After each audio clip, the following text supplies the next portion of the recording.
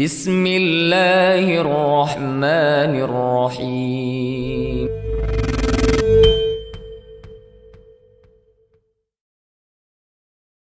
Assalamualaikum warahmatullahi wabarakatuh. Alhamdulillah, wassalatu wassalamu ala rasulillah wa ala alihi wa sahbihi wa man tabi'ahum bi ihsanin ila yaumiddin. Ya ayyuhalladzina amanu taqullaha haqqa tuqatih wa la tamutunna illa wa antum muslimun. Ikhwati fillah rahimani wa rahimakumullah. Puji syukur atas nikmat Allah Ta'ala. Di kesempatan ini kita akan kembali untuk mengambil faidah dan pelajaran dalam kitab Tauhid.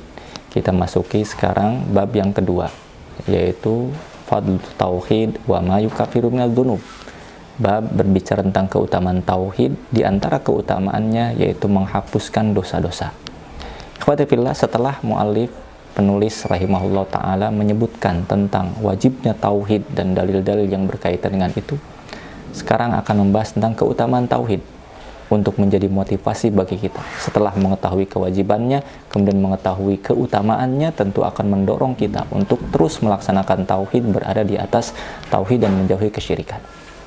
Beberapa ayat yang disebutkan, di antaranya yang pertama dalam surat Al-An'am ayat 82, di mana Allah berfirman, alladzina amanu wa lam yalbisu imanahum bidzulmin ulaika lahumul amnu wa hum muhtadun.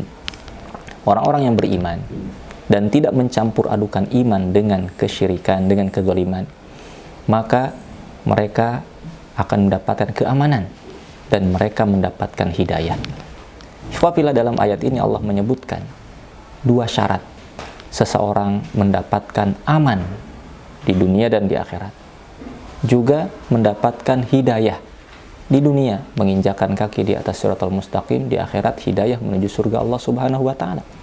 Apa itu syaratnya? Dua disebutkan di sini. Yang pertama, aman. Dia beriman kepada Allah Subhanahu wa taala dan kepada setiap perkara yang wajib diimani. Yang kedua, walam yalbisu imanahum bidzulmin. Tidak mencampur adukan iman tersebut dengan kezaliman. Ikhwati fillah, dua syarat ini mengisyaratkan kepada kita dua jenis tauhid yang harus kita camkan, harus kita laksanakan menjadi pedoman hidup kita.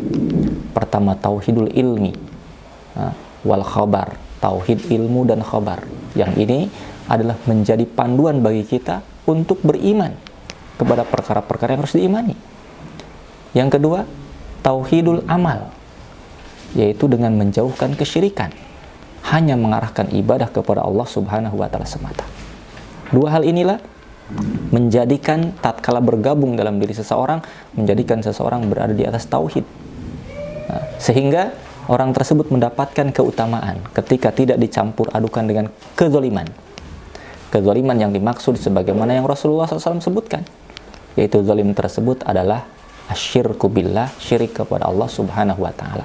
Karena sahabat merasa berat ketika turun ayat ini. Ayyuna lam yadlim nafsah. Siapa di antara kita ya Rasulullah yang tidak menzalimi diri kita sendiri? Kita tempatnya kesalahan, tempatnya anisyan, lupa. Tentu zalim akan menimpa kita.